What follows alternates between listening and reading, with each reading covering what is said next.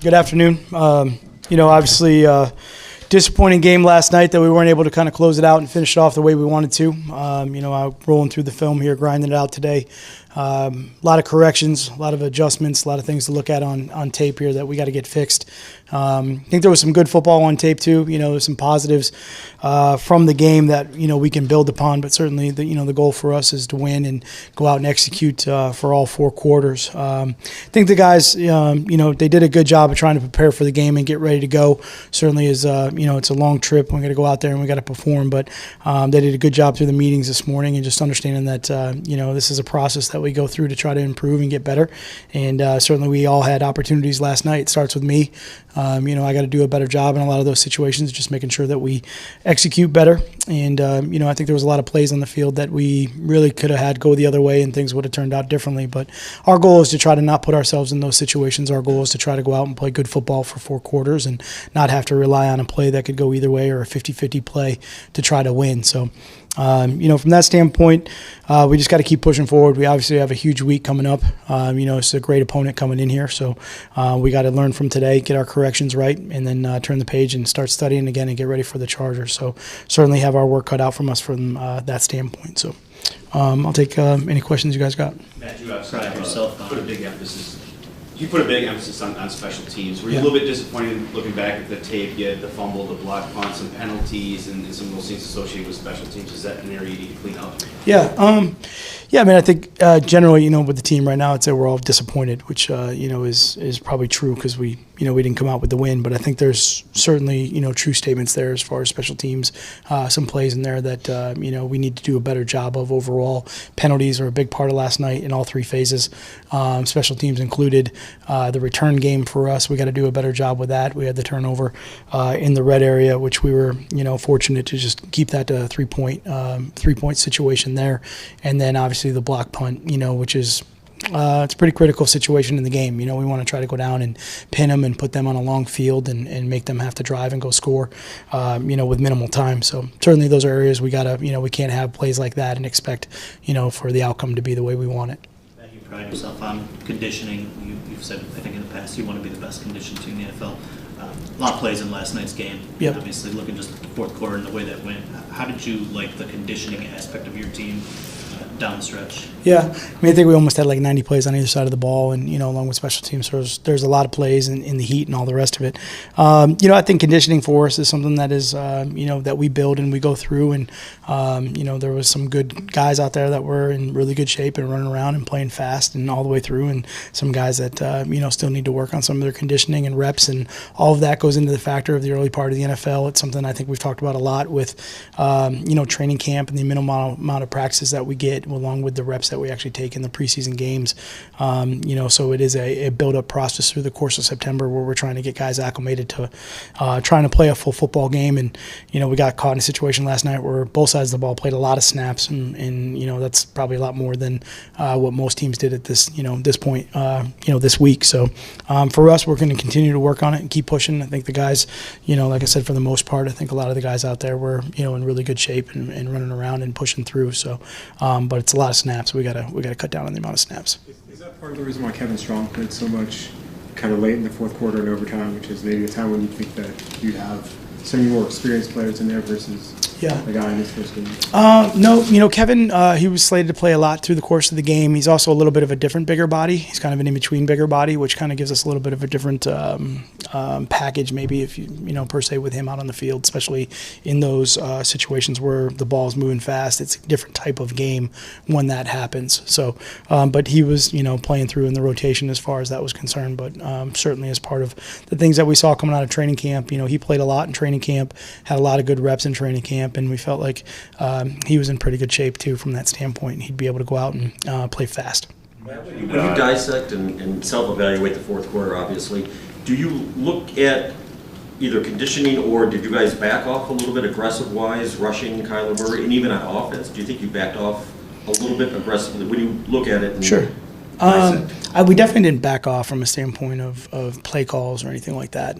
Not at all.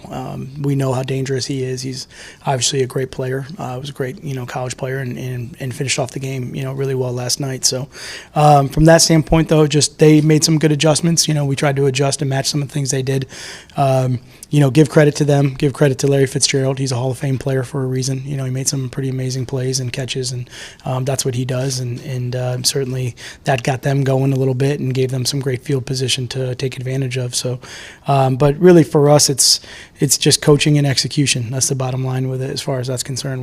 All that's got to be better in the fourth quarter, and we got to go out and we got to find a way to win. Matt, as you watched the film, what did you think of your offensive line and some of the maybe breakdowns that you saw up there? Sure. In particular, Taylor Decker seemed to get a rough debut. What did you think of his? Well, they got two really good edge players. Suggs has been doing it for a long time, and Chandler Jones, who's one of the best in the league, if not, he's top one or two guys in the league in his entirety. Thought for the offensive line, that was a big task in front of them. We tried to run the ball. Some of it was really good. We had some good plays in there, especially late in the run game, and then some were the linebackers. Hicks is a really good linebacker. He had a couple free shots when he ran through there, read and diagnosed some of the plays pretty quickly and got through. Protection-wise, some of it for us, trying to keep the width of the pocket with those two guys. They had some pretty good pass rush games, especially built off some of the protections that we had dialed up to get those guys where they were able to come inside and get into the middle of the pocket pretty quick off of some of those stunts. Were pretty good on their end. They executed those really well. So we just got to, it's a full unit effort up front with the 5 offensive linemen. It may not always be the guy that's lined up on you, maybe different look, different scheme, different pressure, different, there was a lot of blitz packages last night, especially late in the game, that they went to that created some different sort of one-on-one matchups that we had to deal with. So all of that is part of the game, but part of the process of, I think I talk about it all the time, getting the offensive line to see everything through the same set of eyes so that everybody's on the same page. We know everybody knows where their help is at, knows how to set, knows where to, go on the defensive lineman and protect the pocket from inside out. So some of that we got to clean up. You did some rotation with your guards. Just wonder if that was a pregame plan, or was there some other situation, injury or performance otherwise? No, it was part of the plan as far as that's concerned, and just keep working those guys. We feel we have, we have some depth there, and we could use that to try to keep us fresh through the game, especially on the interior part of the offensive line there, and be able to use those guys in different ways. So that was part of the plan. Go ahead. It's just you mentioned them, Larry Fitzgerald, last night and again today, just the magnitude of those catches he made. Yeah. You had Tracy Walker covering him a few times. I'm just curious if you could elaborate on that matchup, why Sure. you liked him on Yeah. Larry. I think we tried to mix some of the different coverages there and not make it always the same so that they couldn't get a beat on it. And we had a couple different guys on them through the course of the night. They did a good job of finding them in those situations, and obviously those were big plays downfield. But I have a lot of confidence in Tracy. Tracy's done a great job through training camp, and if you watch a lot of his one-on-one coverage drills, as you guys have seen through camp and through the competition that we had with some of the players, some of the other teams that we brought in, he did a really good job on that stuff. There's always a marriage of rushing coverage that has to take place on a defense, and especially when the ball's being thrown 40 yards downfield, there should be a little bit of a duress in those situations. And Larry just does a great job of being able to bend to the ball, find it, and extend his arms, extend his hands. He's got amazing hands, and just be able to pluck some of those balls out of the air. So those are hard situations, they're tough plays, and we just got to keep working at them. But we did try to keep it moving from that aspect of it, so it wasn't always the same look. Yeah, like TV cameras sort of caught Stafford saying what appeared to be at least, trust me, after that timeout, that third down, the second third down play. I was just curious if you heard that, A. B, how do players go about building trust with their head coach, and what is your trust level in that, for that matter? Yeah, I don't think any of that's really an issue. I think, we have a great trust relationship, so I don't think that's kind of a story. I think it's a raw emotion of probably the situation. I think all of us obviously understand what that play is, and we can dive into that play as much as we want to, but the fact is, we called the timeout because the clock was running down, the mechanics of how that works with the officials, and, to see the play clock go to 0 and then know that, there's a slight pause, but we really don't know what the 100th of a second looks like because we don't really have that ability on the play clock.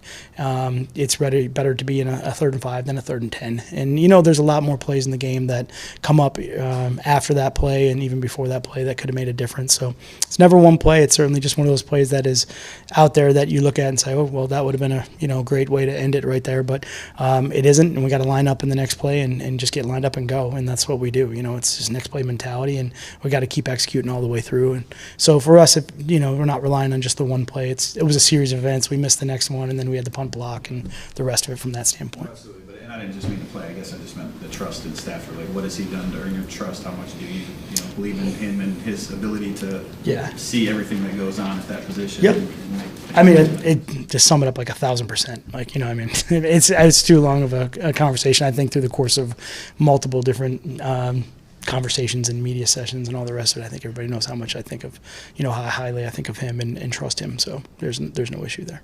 You said last night. I'm sorry. Go ahead. Yeah, go ahead. You said last night that you needed to look at the film about to evaluate T.J. Hawkinson's performance after looking at the film. What do you think, and how do you keep him playing at that level? Yeah, that's a big challenge because obviously he had a big night. He had some really good plays, and I think he did a good job in both the run and the pass game. There's a couple good blocks in there too, which is good for a player like that. But it's it's the first game, and we certainly know how that goes through the course of the NFL season. And guys take a look at it, and defensive coordinators will obviously recognize that. So it becomes more difficult, I think, as the season goes on, and we're gonna have to try to do different things to keep him productive from that standpoint. But he did have a really good night from that standpoint, production-wise. I think there was some really good route running. A lot of those plays, though, really, when you look at them, they're set up through whether it's play action or run plays or different sort of other looks that complemented those plays and maybe give credit to the previous couple plays and the previous couple looks too, kind of as that all ties together. I think that's important from that standpoint. But, it always becomes very difficult afterwards when somebody has a performance like that with, everybody else in the league taking notice too. So certainly I do the same thing, from my perspective if I see that from an offensive player. So it makes it a little bit more complicated as you go forward.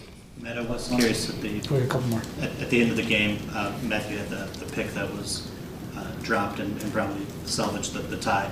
I'm just curious. I know you have a good sense of where Matt Prater's range is at every given game. Do you have a set benchmark of how far Matthew could attempt a Hail Mary pass at the end of the game?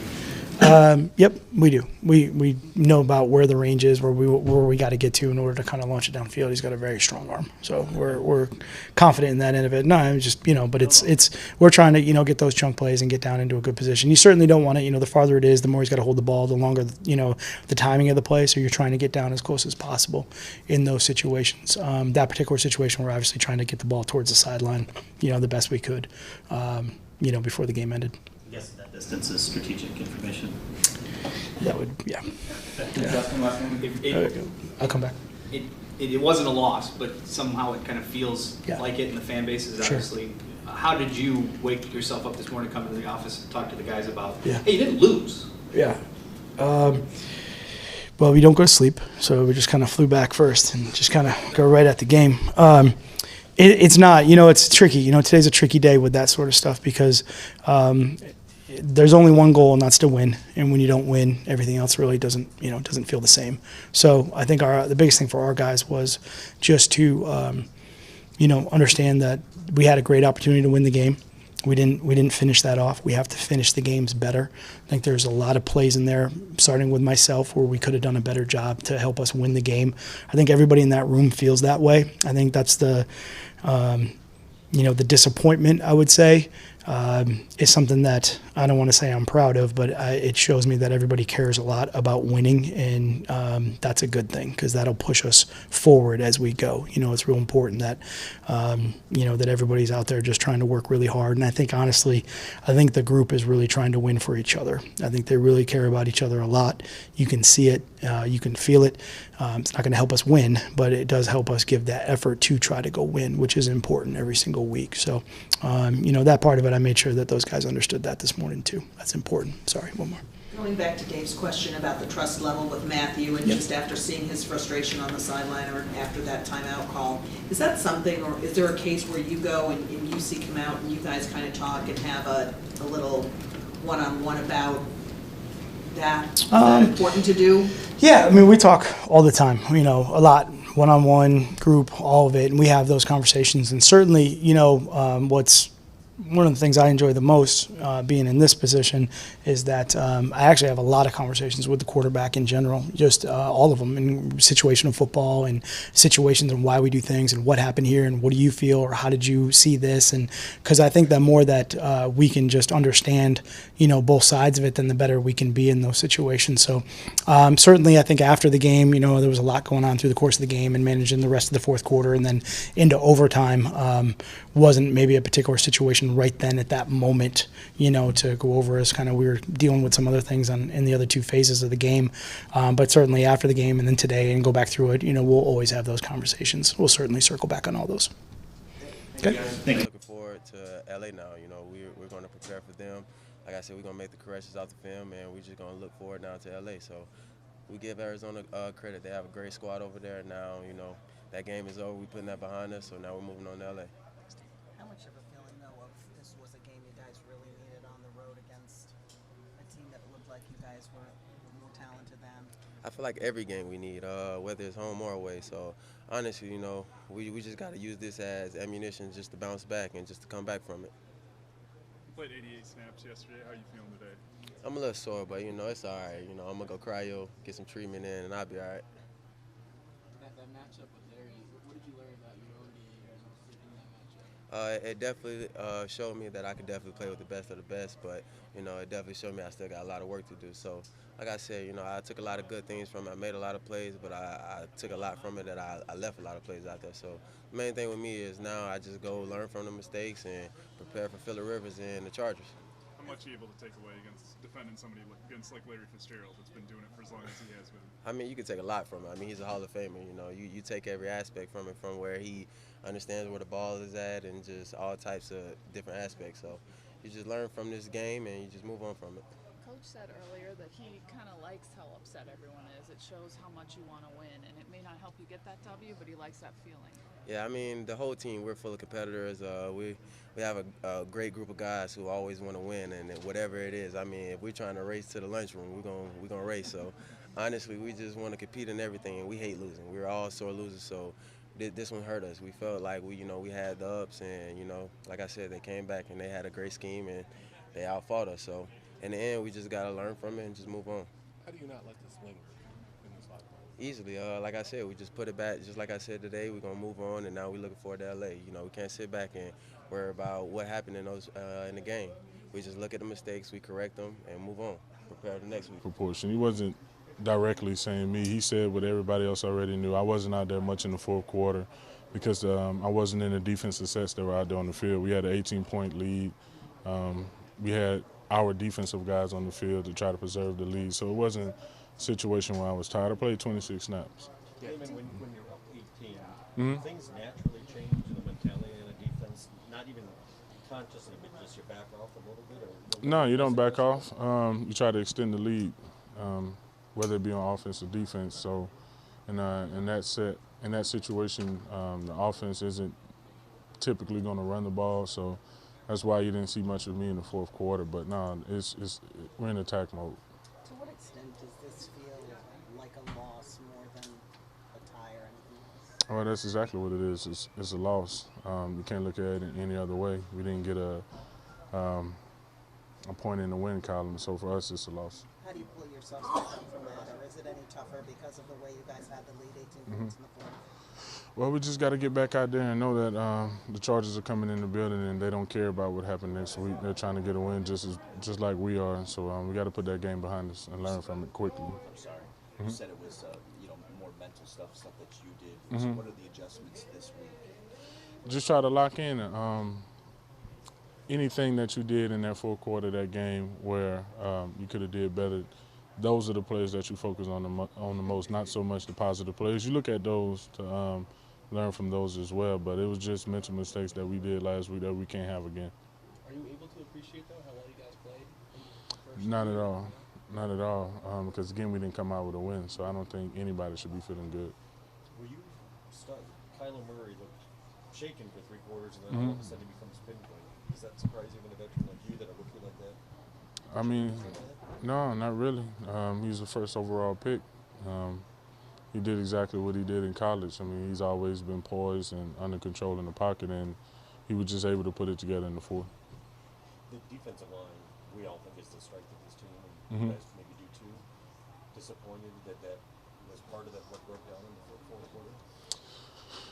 It was more to it than you guys know. I won't get into it much, but it's the reason for everything. What specifically about your performance were you disappointed in? Well, I wasn't my usual productive self, and that's what I meant by dominated. It wasn't. They didn't do anything to, to take me out of my game or physically dominate me. Anytime I don't have the production that I'm used to having, then I feel like I let the team down, and I think dominated was a bad choice of word. When you say more to it that we don't know, is it a physical thing? Is it a coaching thing? Is it a personnel thing? I'm gonna leave it at that. All right, guys. Was it circumstance more than anything that took you out of the game in the fourth quarter, you specifically? It was. We had an 18-point lead. Yeah, you put your pass rushers on the field. They were in situations where they had to pass, and I'm not a pass rusher, so that's what you saw for the majority of the fourth quarter.